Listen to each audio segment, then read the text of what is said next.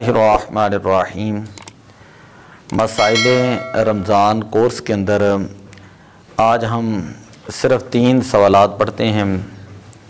इंतहाई अहम सवालात हम पढ़ रहे हैं।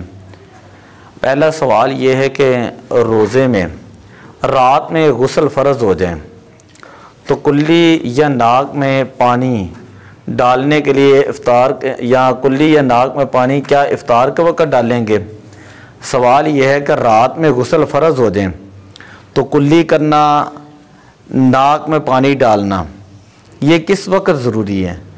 क्या इफ्तारी का इंतज़ार करेंगे और उसके बाद कुल्ली करेंगे या नाक में पानी डालेंगे? क्या करना पड़ेगा?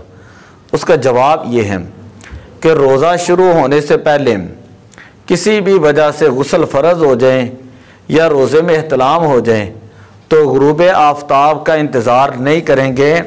रोज़े की हालत में नहाना हो तब भी गुस्ल के तमाम फ़राइज़ अदा किए जाएंगे। पूरे जिस्म पर पानी बहाने के साथ साथ गुस्ल में कुल्ली करना, नाक के नरम हिस्से में पानी पहुँचाना फ़र्ज़ है। इसके बगैर गुस्ल नहीं होगा, ना ही नमाज़ें होंगी। और रोज़े की हालत में गरारा नहीं करेंगे और ना ही पानी सांस के ज़रिए ऊपर खींचने की इजाज़त है।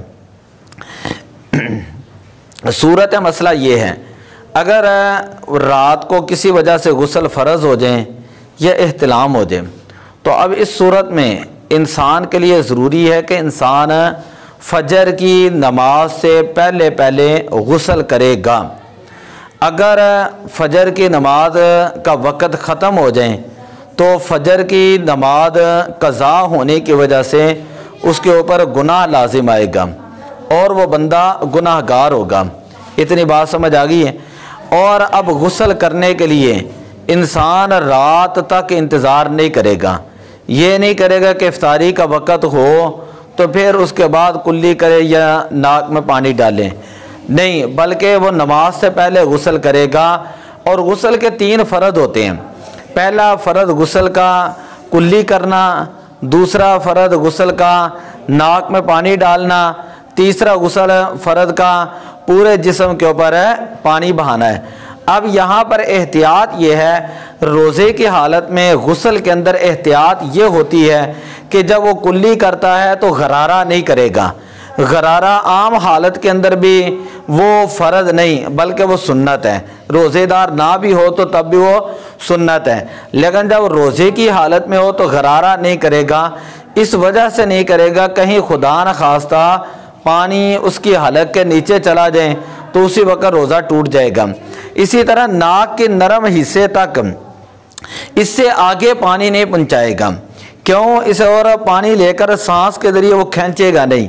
नॉर्मल हालत में जहाँ तक पानी जाता है पानी नाक में पहुंचाएगा। और इसी तरह तीसरा फ़र्ज़ है पूरे जिस्म के ऊपर पानी बहाना। तो ये रोज़े की हालत में तीनों फ़राइज़ पूरे किए जाएंगे। लेकिन कुल्ली करने में एहतियात मैंने बता दी है कि गरारा नहीं करेगा। नाक में पानी डालते हुए एहतियात ये है कि सांस के ज़रिए इंसान पानी को ऊपर नहीं खींचेगा। ये पहला जो है वो सवाल मुकम्मल हुआ। दूसरा इंतहाई अहम सवाल है, क्या खून टेस्ट करवाने और चोट लगने से खून निकले तो क्या रोज़ा टूट जाता है? तो जवाब यह है कि जिस्म से कोई चीज़ बाहर आ जाए तो रोज़ा नहीं टूटता। लिहाजा मज़कूरा दोनों सूरतों में रोज़ा नहीं टूटेगा। अगर इंसान को चोट लग जाए, जिस्म से खून निकलना शुरू हो जाए तो इस सूरत में रोज़ा नहीं टूटता। इसी तरह अगर किसी ने खून टेस्ट करवाना है और किसी चीज़ के ज़रिए उसके जिस्म से खून निकाला जा रहा है, समझिए टेस्ट के लिए देते हैं जिस तरह, तो अब इस सूरत में भी उसका रोज़ा नहीं टूटेगा। क्योंकि मैंने ये बताया कि जिस्म से कोई चीज़ निकल जाए तो जिस्म से निकलने की वजह से रोज़ा नहीं टूटता। अगर जिस्म में कोई चीज़ दाखिल हो जाए तो दाखिल होने की वजह से रोज़ा क्या होता है? टूट जाता है। ये इंतहाई अहम मसला है, आपने इसको याद रखना है। अक्सर लोग वो डरते हैं, कई लेडीज़ ने टेस्ट करवाने होते हैं, खून टेस्ट। इसी तरह मर्दों ने कोई हॉस्पिटल वगैरह में जाते हैं, डॉक्टरों के पास जाते हैं तो उनको कहते हैं टेस्ट करवा के आएँ, तो वो कहते हैं मैं रोज़े में हूँ। तो रोज़े की हालत में खून टेस्ट के लिए देना, जिस्म से खून निकाल कर टेस्ट के लिए देना खून टेस्ट करवाना, इससे रोज़े के ऊपर कोई फ़र्क नहीं पड़ता। आखिरी सवाल ये है कि क्या रोज़े की हालत में ठंडक के लिए नहाना जायज़ है? तो उसका जवाब यह है कि रोज़े की हालत में नहाना, कुल्ली करना या गीला कपड़ा अपने जिस्म पर लपेटना जायज़ है कि बाद औक़ात गर्मी शिद्दत के साथ होती है। शदीद गर्मी की वजह से इंसान का दिल करता है कि मैं गुस्ल करूं और ज़्यादा देर जो है वो इंसान नहाता रहता है। तो अब इस सूरत में एहतियात ये है कि अगर वो नहर के अंदर नहा रहे हैं तो वो कोशिश ये करे अपना मुंह और नाक बंद करें, कानों को भी बंद करें ताकि उसका जिस्म के अंदर पानी ना जाए। अगर वो इस तरह नहाता है तो जितनी देर मर्जी ठंडक के लिए फुहारे के नीचे नहाए, टूटी के नीचे नहाए, तो इससे रोज़े के ऊपर कोई फ़र्क नहीं पड़ता। बाद औक़ात लोग जो हैं वो शदीद गर्मी होती है और गर्मी को दूर करने के लिए पानी लेकर बार बार कुल्ली करते हैं, तो बार बार कुल्ली करने से भी रोज़े के ऊपर कोई फ़र्क नहीं पड़ता। लेकिन ये एहतियात रखें कि नहाते हुए बाद का लोग मुंह में पानी डालते रहते हैं, कुल्ली करते रहते हैं रोज़े की हालत में, गर्मियां जब सख्त होती हैं, तो इससे रोज़ा तो नहीं टूटता। लेकिन कुल्ली करते हुए अगर वो पानी जिस्म के अंदर चला जाए, अगर कुल्ली करते हुए मुंह में पानी डालते हुए कुल्ली करते हुए जिस्म के अंदर पानी चला जाए, तो उसी सूरत में फ़ौरन जो उसका रोज़ा जो है वो टूट जाता है। बात समझ आइए।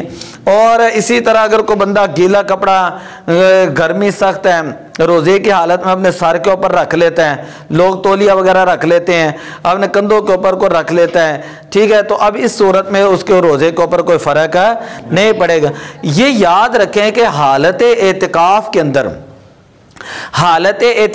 अंदर सिवाय एहतलाम की सूरत में कोई और गुस्ल करना जायज़ है नहीं। लज्जत के लिए ये जो मैंने बताया, ठंडक के लिए, क्या रोज़े की हालत में ठंडक के लिए नहाना जायज़ है? तो बिल्कुल जायज़ है, लेकिन उस बंदे के लिए जायज़ है जो बंदा एतकाफ़ ना बैठा हो। बात समझ आएगी? जो बंदा एतकाफ़ की हालत में ना हो। अब यहाँ पर जदीद दौर के अंदर लोग कहते हैं जी कोई बात नहीं है, वो नहा ले तो कोई हर्ज नहीं है इसके अंदर, सिर्फ एहतलाम का गुस्ल जो है वो मोतकिफ आदमी करेगा, एतकाफ़ वाला करेगा। इसके अलावा अगर वो लज्जत लेने के लिए, ठंडक हासिल करने के लिए गुस्ल करता है तो ये गुस्ल उसके लिए जायज़ नहीं होगा। शरीयत ने यह कहा है कि वो सारी दुनिया से कट के वो एतकाफ़ की हालत में बैठा है, ये दुनियावी चीज़ों से मुबर्रा और मुनज़्ज़ा होकर वो वहाँ पर बैठा है।